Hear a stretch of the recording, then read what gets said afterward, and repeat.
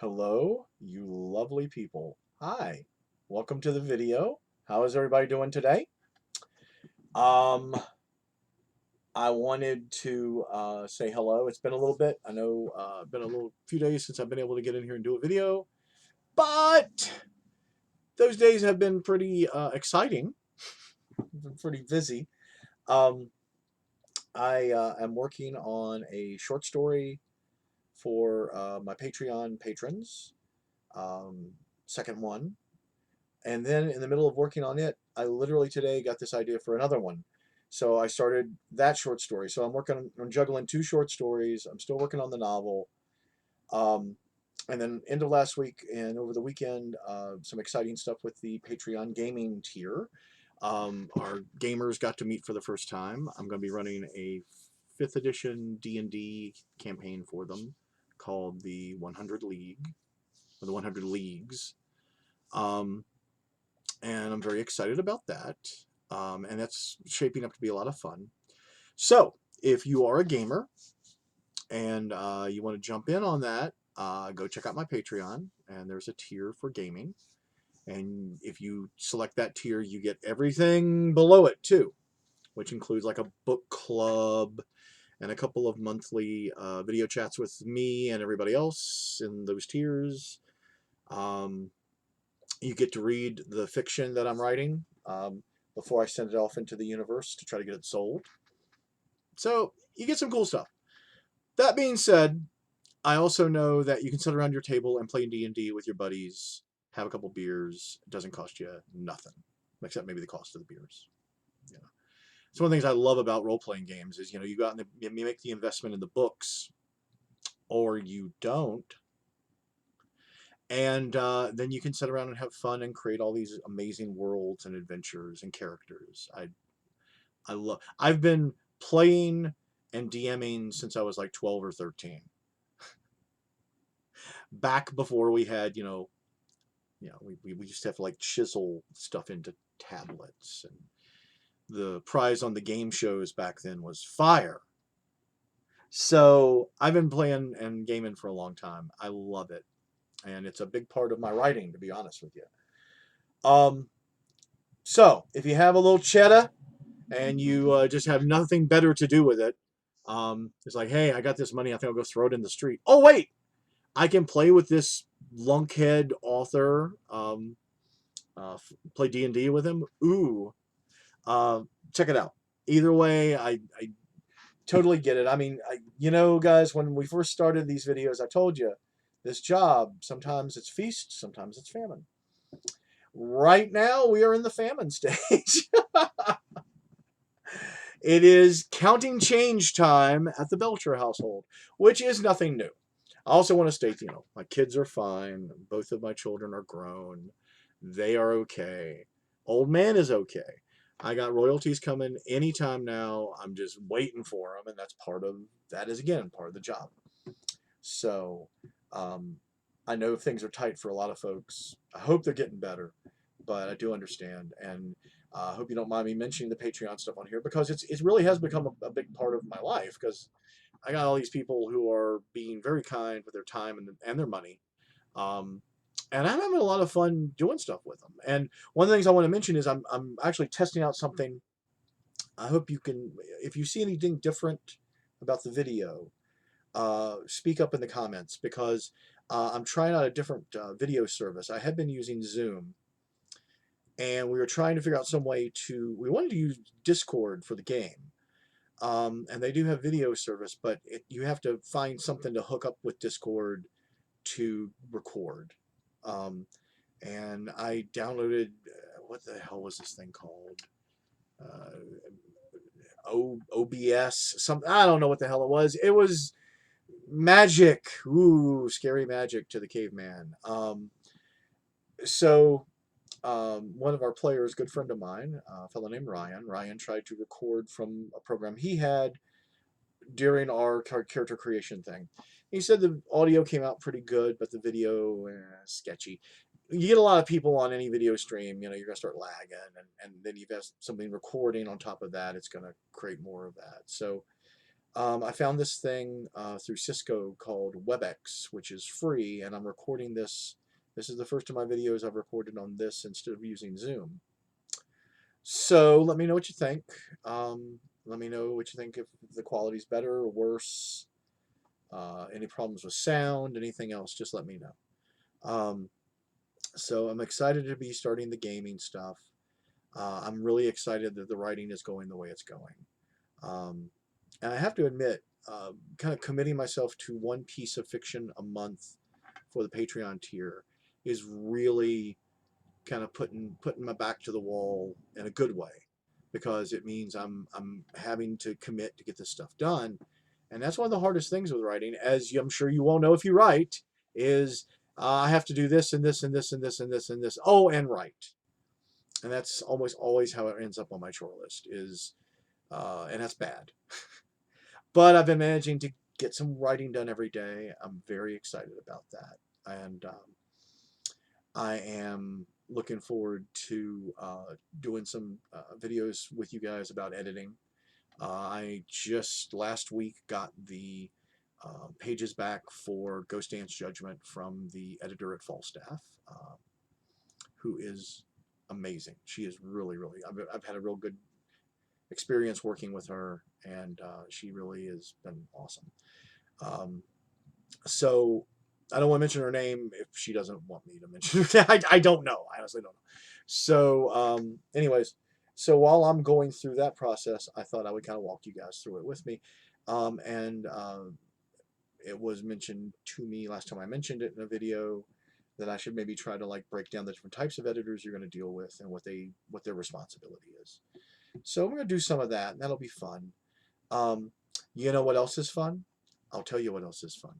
What else is fun is the trailer for the new Batman movie came out this weekend at this DC fandom thing, which I got to admit, it seems like DC kind of like kicked Comic-Con's ass.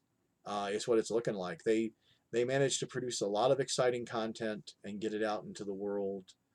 Um, I didn't get a chance to see any of the panels or stuff, but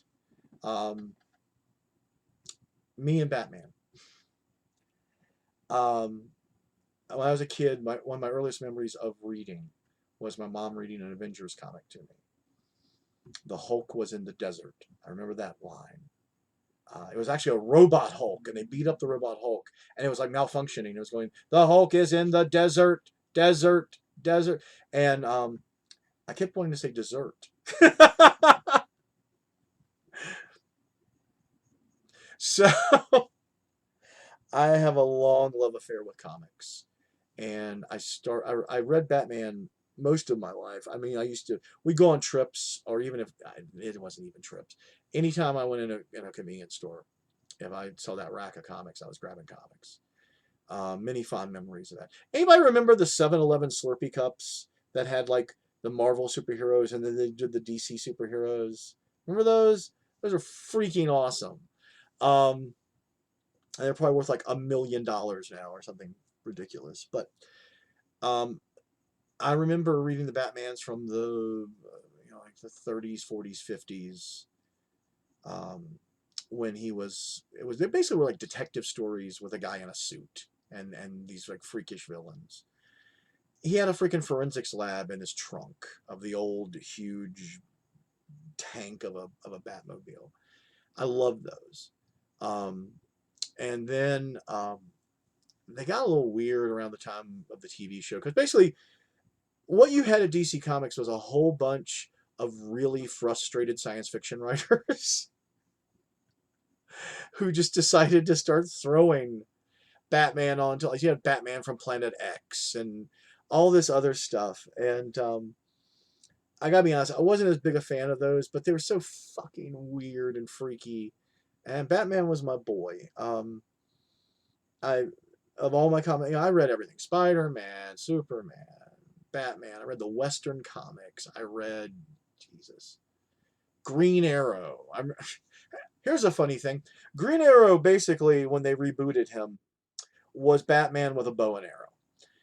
He had the arrow car. He had the arrow cave. He had his sidekick Speedy, who in the 60s got late 60s, got addicted to heroin. So he really was kind of, foreshadowing that he had the name Speedy. Um, and the way that they would contact him, I think it was Star City was where he was at. The way they would contact him in Star City if they needed him was the police commissioner would launch a giant arrow that probably weighed, I don't know, 300, 400 pounds off of some kind of a catapult on the roof of the police headquarters. And it would go sailing across Star City. And I guess they'd hope that Green Arrow would happen to be looking at that particular time. I always wondered, where the hell did that arrow land? Did they have like a spot they aimed it at? Or was it just, you're driving along, you're pulling into your driveway to have your TV dinner, and this giant arrow would just come down and crash into your home? And and that was just what the citizens of Star City had to endure. Batman meant a lot to me all that time because he was just a regular guy. He didn't have any superpowers. He had trained himself to be as the best he could be. He had trained his mind and basically studied all these disciplines. He was a self-made hero. Now, granted, he was a multi-gazillionaire, so that kind of helps with the whole gadgets and cave and cars and helicopter and boat and God knows what else he had. Bat cycle. Uh, anyways, so that always appealed to me a lot, and um, there's some other stuff with Batman that kind of relates to me, but it's a little more. I think it might be a little more personal than we want to get into in this particular medium. But I remember very much so. I remember being outside, like in a tree, and I remember reading. It was Denny O'Neil and Adams. Not Art Adams. He came much later. Neil Adams. Denny O'Neil, Neil Adams. Their take on Batman, and they decided they wanted to take Batman and get him back from being campy and kind of like, oh hey everybody, here's Batman walking into the malt shop. Hey Batman, would you like to have a malted? To Batman being this terrifying thing in the night that preyed on people who were bad, and how every criminal might go to sleep with one eye open because the Batman might come and get you. And he had a cape that was like 300 yards long, and they draw him, in just the art and the stories, they were just amazing. Um, and that really, if I wasn't already sucked in, that just sucked me in even more. So I love Batman, and you don't know if you can see it on the back of my chair. Eh. It has a little cape on the other side of the chair. I got that for a birthday, I think, once. And if you look back here on the shelf, there's tons of Batman stuff. So I love me some Batman. And the trailer for the Batman movie came out this week at DC Fandom, and I've already seen it several times and very excited about it.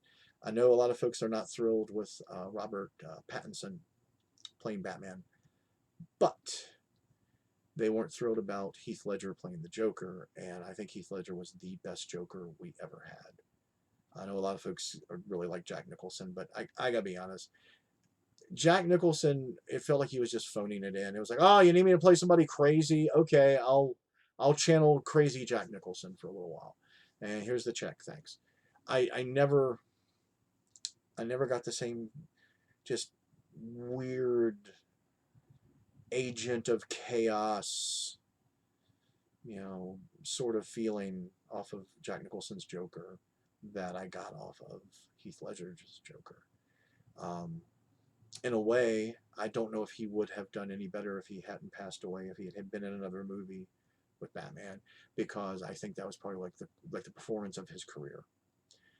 So that being said, I'm willing to give Robert Pattinson a chance. I've heard really good things about him in The Lighthouse. I've heard really good things in him about some indie stuff he's done. Um, I don't think he particularly is a fan of comics or the Batman, so I think maybe to him it's another job. But I am willing to give it a shot, and I will be honest. The video's got kind of like this emo sort of a vibe to it, so it feels a little bit like we're watching kind of a goth emo sort of Batman, but it also has this retro feel to it, like the Joker did. I loved the Joker. on many, many different levels. That was just a really well-made movie. It was a classic movie. And I hope that the feeling I'm getting off of this, which is reminding me a little bit of the feeling I got off the Joker, is going to be a good one. I am going to share the trailer with you guys because that's what I'm doing right now. This is technically a Batman trailer review. So I'm going to send it out here to you guys to take a look at. This is the first time me trying this, and I'm trying it with new software, so hilarity is probably going to ensue. But let's give it a shot, shall we? Let's see here. And here we are. Okay. I'm going to start the trailer up, and let's see how it goes.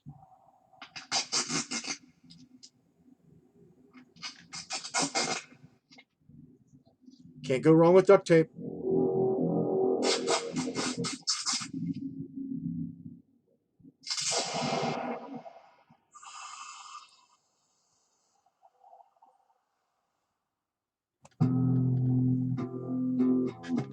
From your secret friend.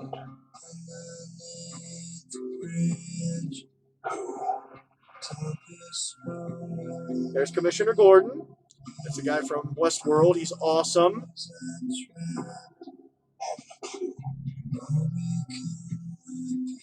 Let's play a game. Just me and you. Any of this mean anything to you?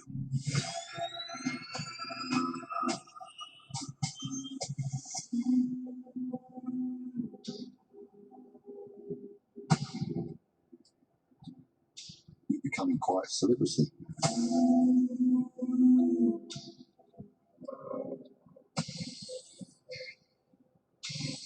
What's he like to you? All right. And we got Catwoman. If you are justice, please what is your size for your blind? Ooh. The hell are you supposed to be?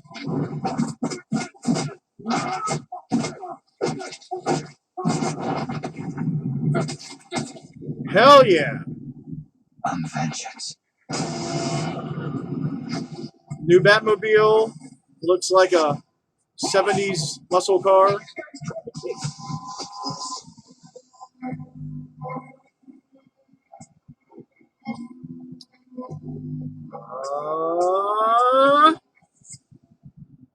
In the black fist.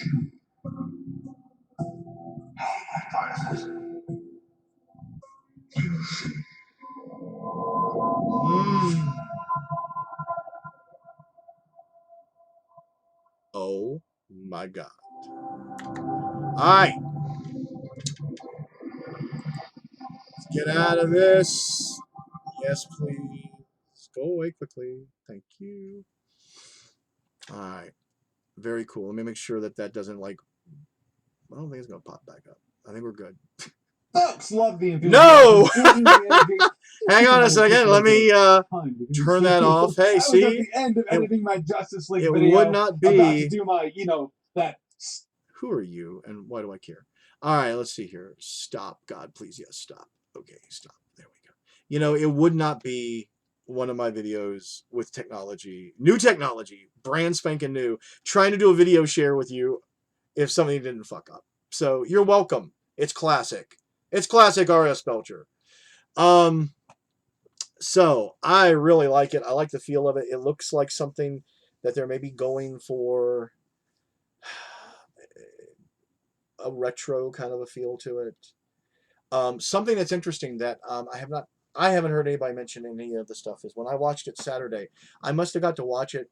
I watched it off this one video site, and literally by the time I finished the video, I went back to the site. I was going to share it on my Facebook, and they had already taken the video down.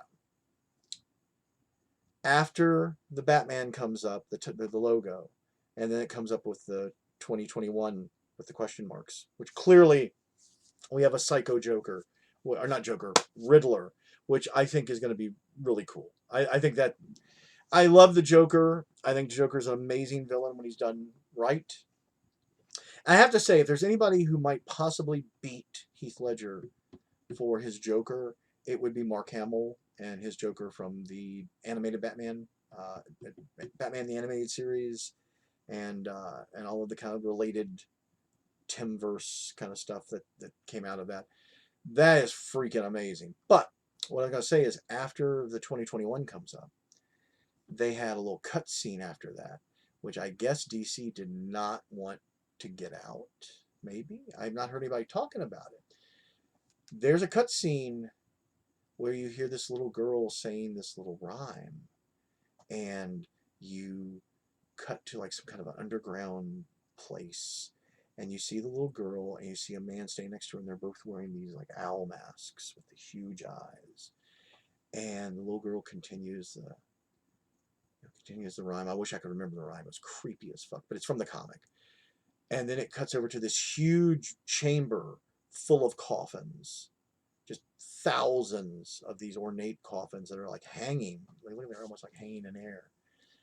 And one of the coffins explodes open, and this man in an owl mask that covers his whole face comes launching out at the camera, and it goes to black.